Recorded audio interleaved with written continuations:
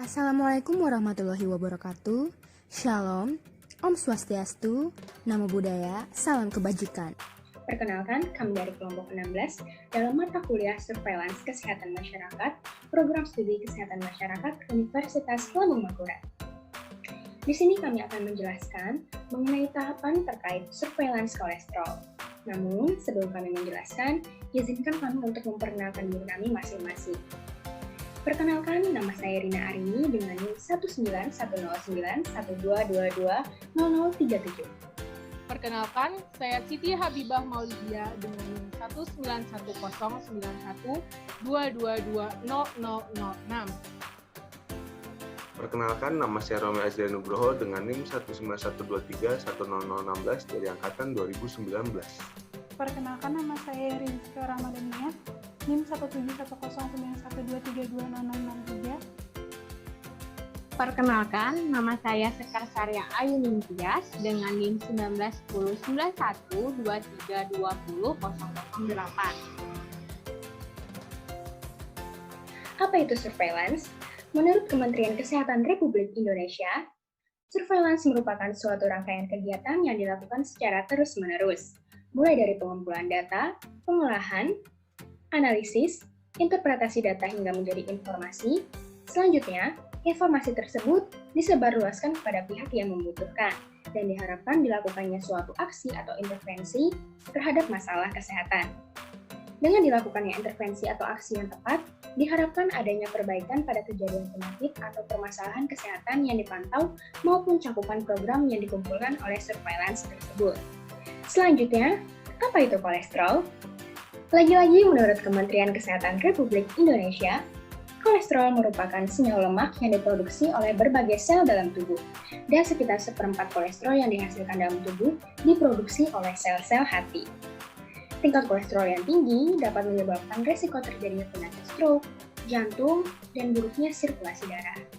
Jadi, dapat kita simpulkan bahwa surveillance kolesterol merupakan kegiatan terus-menerus dalam mengamati kasus kolesterol mulai dari pengumpulan data, pengolahan, analisis, interpretasi hingga menjadi informasi terkait kolesterol tersebut guna adanya perbaikan dalam masalah kesehatan.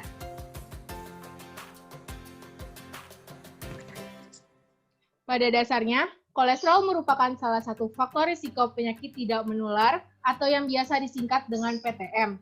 Dalam surveillance faktor risiko penyakit tidak menular kolesterol, kegiatan diawali dengan pengumpulan data, baik data primer maupun data sekunder, guna diamati dan diolah sesuai kebutuhannya.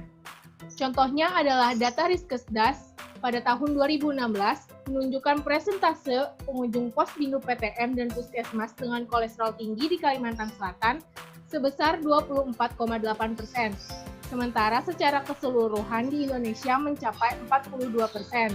Jadi, data yang ada akan digunakan sebagai dasar kegiatan surveillance kolesterol. Data kolesterol yang sudah dikumpulkan tersebut selanjutnya diolah untuk dianalisis sesuai dengan kebutuhan. Data yang diolah adalah faktor risiko PTM dengan memperhitungkan jumlah penduduk di satu wilayah dan dapat dilakukan dalam satu tingkat atau dapat dari berbagai tingkat pelayanan kesehatan. Setelah data kolesterol diolah, dilakukan analisis data baik deskriptif atau analitik. Analisis deskriptif adalah analisis data untuk melihat sebaran dari suatu variabel, baik berdasarkan variabel orang, tempat, waktu, dan lain-lain.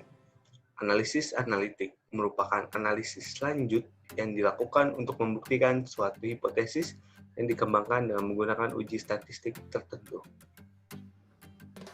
Hasil analisis tersebut selanjutnya diinterpretasi. Interpretasi data kolesterol merupakan suatu kegiatan yang menggabungkan hasil analisis dengan pernyataan, kriteria, atau standar tertentu untuk menemukan makna dari data yang dikumpulkan dan untuk menjawab permasalahan dalam pembelajaran kasus kolesterol yang sedang diperbaiki. Petugas surveillance PTM atau penyakit tidak menular memberikan interpretasi hasil analisis berdasarkan situasi, seperti apakah prevalensi menunjukkan besaran masalah faktor risiko PTM yaitu kolesterol dan menghubungkannya dengan data lain seperti demografi, geografi, gaya hidup atau perilaku dan pendidikan. sini saya akan menjelaskan tentang tahapan surveillance kolesterol, yaitu diseminasi. Hasil-hasil analisis dan interpretasi data kolesterol tadi dibuat dalam bentuk laporan dan atau presentasi. Laporan tersebut dikirimkan oleh unit penanggung jawab kepada jenjang struktural yang lebih tinggi dari puskesmas ke dinas kesehatan kabupaten atau kota. Dari dinas kesehatan kabupaten atau kota itu ke dinas kesehatan provinsi dan kementerian kesehatan. Informasi dapat didiseminasikan kepada seluruh stakeholder yang terkait, seperti jajaran kesehatan, LSM, profesi, perguruan tinggi, dan masyarakat pada umumnya. Untuk jajaran kesehatan, khususnya dinas kesehatan, informasi akan menjadi dasar dalam pengambilan keputusan dan perencanaan pengendalian kolesterol sebagai faktor risiko penyakit tidak menular, serta evaluasi program. Baik rekan-rekan sekalian, demikian adalah penjelasan kami terkait tahapan surveillance kolesterol. Terima kasih sudah menonton video ini. Salam sehat!